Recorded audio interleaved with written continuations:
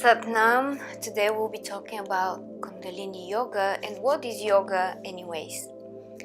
In Western world, we have such a misunderstanding of what yoga is. We think it's a physical exercise to become slim and look great. We think it's religion. We also think that it's a tool that we can use for achieving some superhuman powers. Whatever the take is, it's really far from what the reality is. Yoga is a union. It's a connection of you as a human being to something divine, to the greater knowledge, to the cosmos. It's an awareness of your being, of your existence, of your purpose, and how your life is shaped within that cosmos. So we are all one. I'm sure you've heard about that concept, because our energies flow and interact and mix with everything around us, and everything, this pillow, my body, the couch, all of this is energy, and we mix and interact all the time. But yet we came to this planet with a physical vessel in a body, so that although our energy is flowing and it's one, we differentiate ourselves, we create an unit, an element that's standing on its own. So yoga is a union, creating that connection with ourselves and the cosmos, understanding the purpose of our life, raising our awareness into the way we live our life.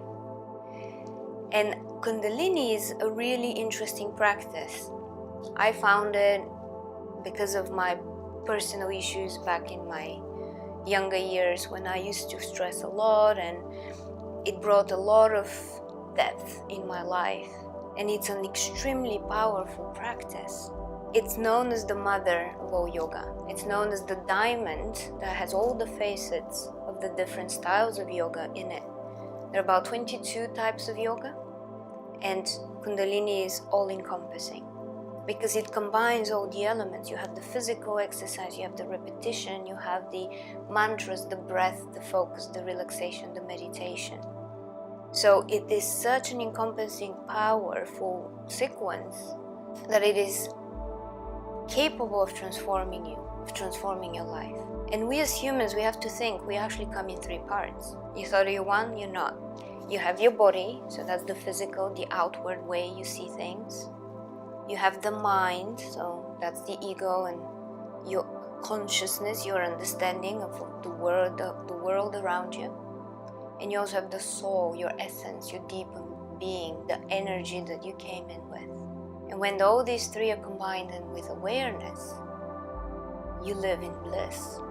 But to achieve that, we need to practice, because we live in a society which is so focused on the gross, on the material. Or we go to the other extreme, we go into such a spiritual world that suddenly we just want to be out there in a mountain under a tree and just meditating, and there is no distractions. But the reality is, you need to mix these things. You need to live now, here, in your life, but bring that knowledge, that tools to enhance that life, to raise your awareness and your consciousness. So Kundalini Yoga is known as the yoga of awareness, the consciousness yoga. And what it does, it awakens your Kundalini energy. Kundalini energy is your creative power. It's nothing super fancy out there. I've get a lot of questions on, is this a sexual energy? Is this something that's going to give me some superhuman powers? No. It is your creative, essential energy. And the way we awaken that energy is via a process where the glandular system of the body and the nervous system connect and start sending signals to the brain to awaken, to be aware of everything, so that we connect to our higher consciousness, to the knowledge, to the utmost power. And then we feel strong, and then we feel creative, and then we feel balanced. So the way we do this is via all the exercises, all the different tools we use. And Kundalini Yoga is so unique that it addresses very specific areas in your life. So it's a little bit like medicine. So if you take a medicine but you take the wrong dosage, or you take the wrong medicine for the problem you want to solve, you're not gonna get anywhere. It's a little bit of a science. You need to go behind, understand the tools, what they mean, how they work, how they react together, so that you can really go on to that transformative journey with your purpose, with your goal. So we use two energies for that: the prana, which is our life force, the creative power within, and the apana, which is the eliminative force, the cleansing force, both physical and energetic. And when these two are balanced, then the energy starts flowing. And Kundalini energy is said to be residing at our lower vertebra, at the back, which then raises up with all the techniques we use. We push it up, we raise it, we illuminate it, and it rises up to our Shushmana. And Shushmana is the main channel, also known as Nadi. The body has overall 72,000 nadis, and they all start from the navel point, and then they spread around the body all the way to the legs and hands. And through these nadis, prana gets disseminated. So let's just do a quick pranic exercise. You're gonna raise your hand up, you're gonna hold your wrist, and you're gonna raise them above your head. And as you raise, you're gonna feel this isometric pull on both sides. And close your eyes, and we're gonna breathe here long and deep. You have to feel the pressure between the shoulder blades. This is where the prana resides. Long, deep breathing.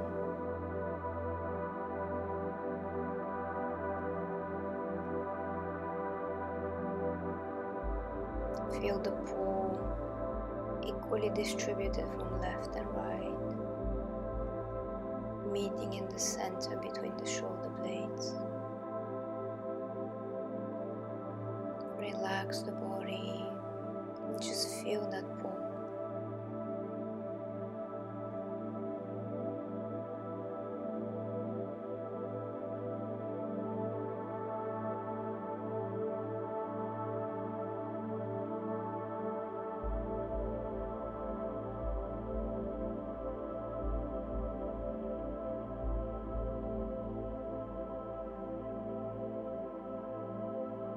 And inhale deep, holding the breath in and pull even harder. And exhale and relax.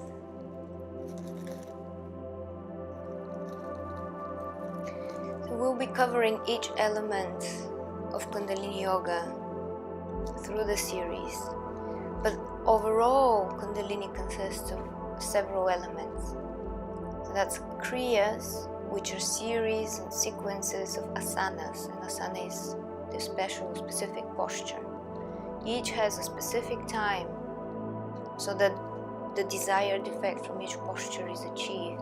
They tend to be quite repetitive. It's not like Hatha or Ashtanga where you go through a sequence of a flow, because we want to awaken that specific area that we're working on. Be it we're trying to cleanse the liver or open the heart, or work on the throat chakra and balance our thyroid, or stimulating the pituitary gland.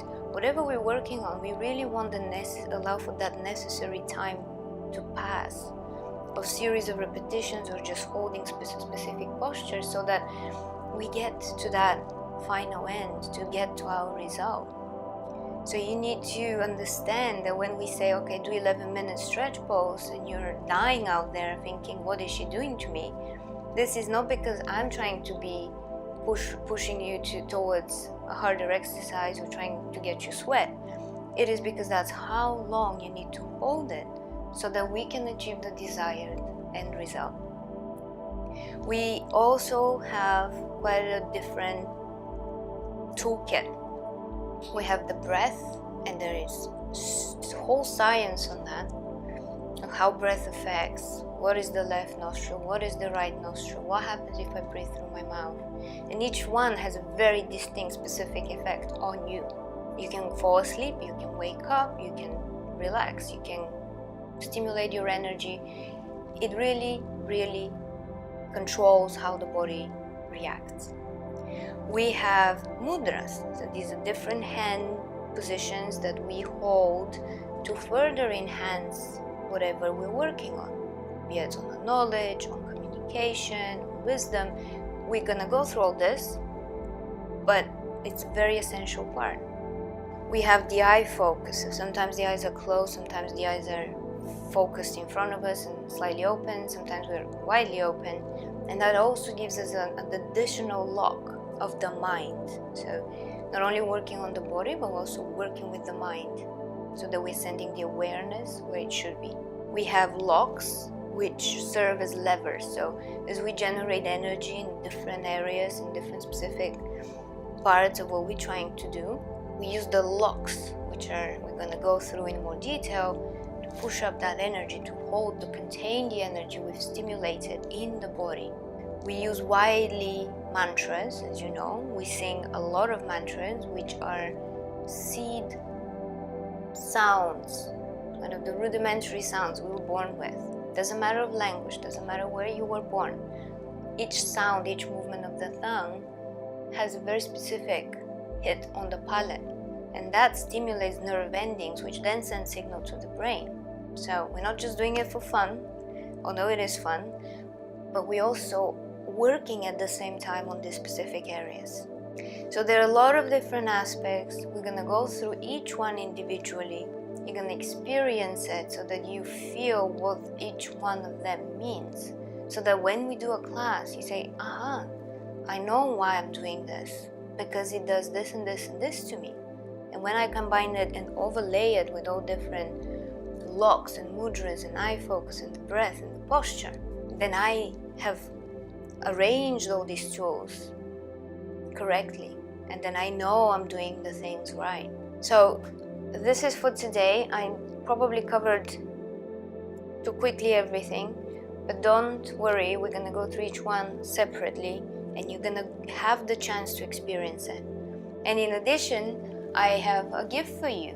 We have created a essential beginner's guide so that you can further your knowledge and that you can go deeper and read. And if anything wasn't clear or you want to understand more about the philosophy or the specific tools, you can just go in there and read about it and experience it as we go along. So if you want to learn more, it's completely free.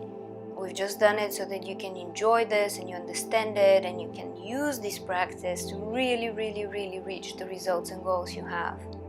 So it's going to be somewhere down below. There will be a link. Click on it and claim your free book.